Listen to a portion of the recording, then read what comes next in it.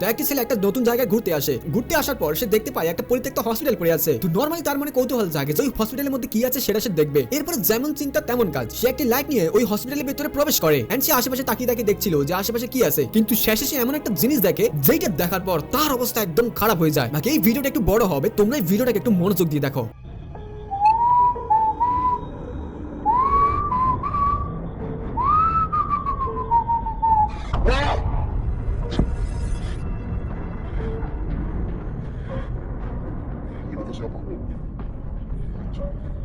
Ini bekas siapa di sini?